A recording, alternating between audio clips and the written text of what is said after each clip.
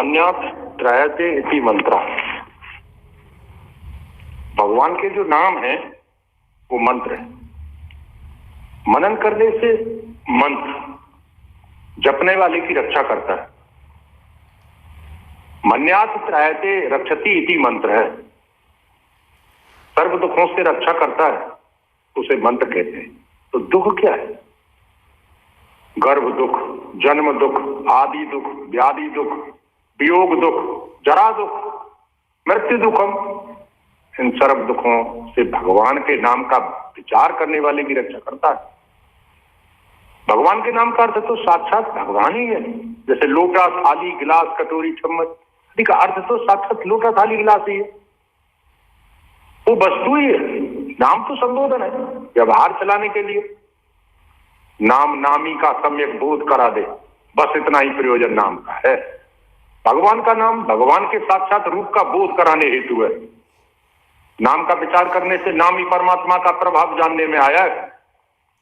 नाम लेत भव सिंधु सुखाय, करो विचार सुजन मन माहि। तद जपस्तर्थ भावना। जिस मंत्र को जपते हैं उस मंत्र के अर्थ का विचार करें। ये संसार दुख का समुद्र है, कब इसको कैसे पार करें?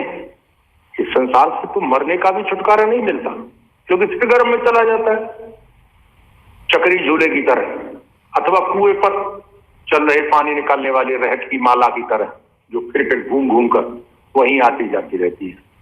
पुनरपि जननम पुनरपि मरणम पुनरपि जननी जठरे शयनम, हम संसारे बहुत दुस्तारे, कृपया अपारे पाहि मुरारे।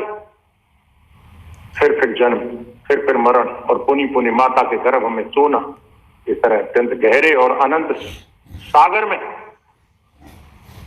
अनंत संसार सागर से पार होने के लिए एकमात्र आत्मज्ञान द्वारा ही रक्षा हो सकती है। इसके अतिरिक्त अन्य कोई मार्ग नहीं है। ऐसा ही संसार दुखों का समुद्र है।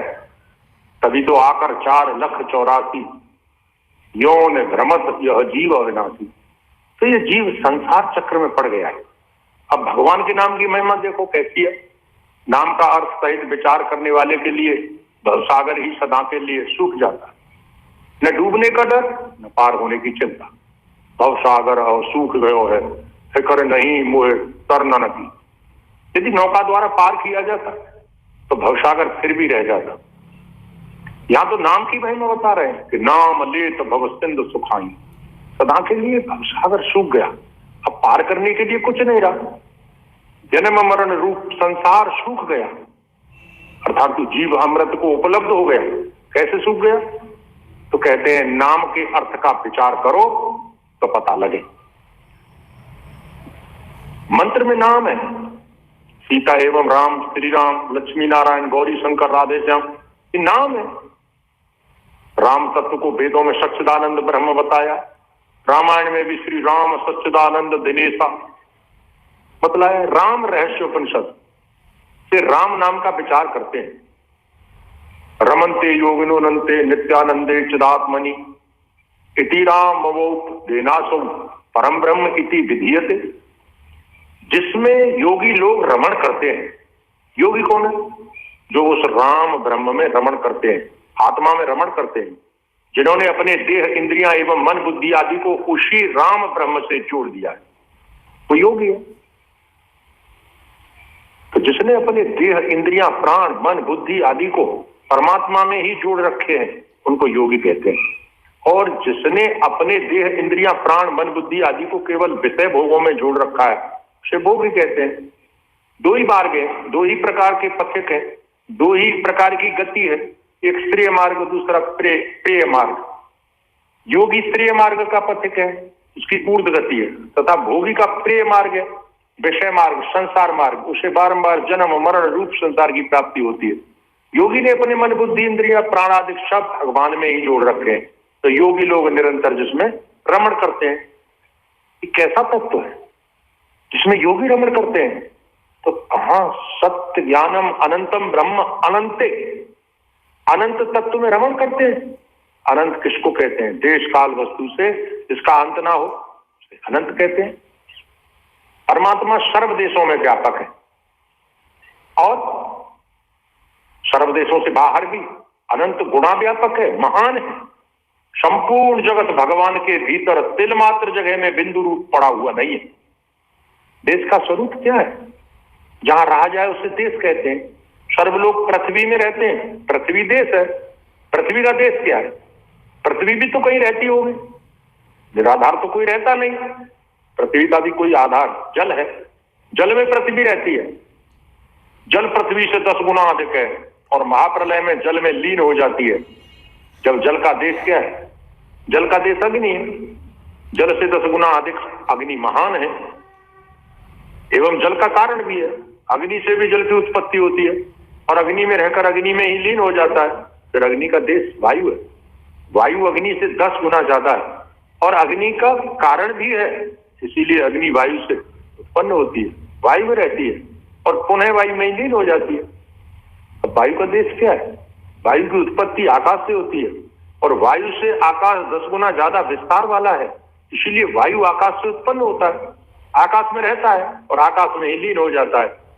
फिर आकाश की उत्पत्ति कहां से होती है? तो श्रुति कहती है कि वो माया से उत्पन्न होता है और माया उस परमात्मा से उत्पन्न होती है जो माया, जो आत्मा रूप से सर्व शरीरों में स्थित रहता है। वो हमारा, तुम्हारा, सभी का आत्मा राम ही तो है। अब प्रश्न उठता है कि आत्मा परमात्मा तो निष्कल, कला रहित एवं शांत है, फिर उससे ये संसार कैसे उत्पन्न होता है? तो कहा माया शक्ति के द्वारा। परमात्मा में 1 2 3 4 होने की कला नहीं है, इसीलिए वो निष्कल, निष्क्रिय, अकर्ता, साक्षी, असंग है। तो फिर परमात्मा से सृष्टि कदापि नहीं हो सकती, क्योंकि परमात्मा में कोई चेष्टा नहीं है, कोई कर्म नहीं है। तो ये कर्म प्रकृति माया में है। जिस भगवान का नाम जप करते हैं उस भगवान का रूप ध्यान होना चाहिए। जैसे वृक्ष कहते हैं, कहते ही वृक्ष ध्यान में आ जाता है। गाय कहते ही गाय की आकृति सन्मुख आ जाती है और उस आकृति में हमारा मन तल्लीन हो जाए तभी वो नाम भक्ति कही जाएगी, अन्यथा वो नाम जप नहीं है। माला तो कर में फिरे, जीव चले मुख माय, मनवा तो 10 दिस फिरे, ये तो सुमिरन ना है। जैसे ध्यान के लिए ध्येय का रूप सन्मुख होना चाहिए और उसमें हमारा मन एकाग्र हो, तब ध्याता का ध्यान हुआ माना जाएगा। इस विधि से करने का नाम ही ज्ञान है। ये ज्ञान किसी जड़ कर्म कांड द्वारा नहीं, किसी जीवित सदगुरु द्वारा ही संभव हो सकता है। अज्ञानी जीव तो मंद बुद्धि के कारण महापुरुषों के वचन सुनकर भी अपने मनोकल्पित साधनों का त्याग नहीं करता एवं अपनी अल्प बुद्धि के निश्चय पर ही रुका बैठा रहता है। ऐसी मंद बुद्धि जीव को अनंत जन्मों से संसार सागर में सत्य एवं सुख वृद्धि कर भटक रही है और उसी बुद्धि को वो अज्ञानी श्रेष्ठ एवं सत्य मानता है। एको सुमिरो नानका जल थल रहो समाए, दूजो का है सुमिरिए जन्मे और मर जाए। नानक देव जी कहते हैं कि भगवान के प्यारे भक्तों, एक परमात्मा का ही सुमिरन करो जो परमात्मा सर्वव्यापक होने से जल थल नभ एवं प्राणियों में समान रूप से विद्यमान है। तब तुम उस जन्मने मरने वाले मिथ्यावतारी महापुरुष को क्यों भज रहे हो, जो न वो वर्तमान में है न तुम्हारे मन में परमात्मा का बोध ही करा सकते हैं और न वे तुम्हें दिव्य ज्ञान चक्षु दे सकते हैं। तो अज्ञानी लोग नाम जप करते हैं किंतु अर्थ का विचार नहीं करते। तो मंत्र का अर्थ क्या कुत्ते गधे घोड़े करेंगे? मंत्र तंत्र सब झूठ है, मत भरमायो संसार, मंत्र अर्थ जाने बिना कैसे उतरे पार। चार भुजा के भजन में भूल पड़े सब संत, निरंजन सुमिरो तायकू जाके भुजा अनंत। लोग गायत्री मंत्र का जाप करते हैं किंतु उस जप का, किंतु उसका वे अर्थ नहीं जानते, इसलिए गायत्री मंत्र फल नहीं दे पाता है। मंत्र अर्थ जाने बिना सब परिश्रम व्यर्थ है। भर्गो देवस्य धीमहि, भर्गो बराबर तेज प्रकाश, जहां सूर्य चंद्र बिजली तारों की गति नहीं, परंतु मैं उस तेज स्वरूप का स्वयं प्रकाश आत्मा का ध्यान करता हूं जो हमारी बुद्धि का प्रकाशक है। अब वे मंत्र देखता ये भी नहीं जानते कि हमारी बुद्धि का प्रकाशक कौन तेज पुंज है, उसकी क्या शकल है, उसकी सूरत मूरत कैसी है। जब वे मंत्र जपने वाले कुछ भी नहीं जानते तब वो मंत्र तोता रटन होती है, तब मन कहां टिकाओगे। और जब चित्त ही नहीं टिका तो ये सुमिरन नहीं हुआ। ब्रह्मावित ब्रह्मेव भवति, सुमिरन से सुख होत है, सुमिरन से दुख जाए। कह कबीर सुमिरन किए साईं माह समाय, जानत तुम ही हो जाए। ब्रह्म का सुमिरन करने से ब्रह्म ही हो जाता है। परमात्मा का सोहम सोहम सोहम।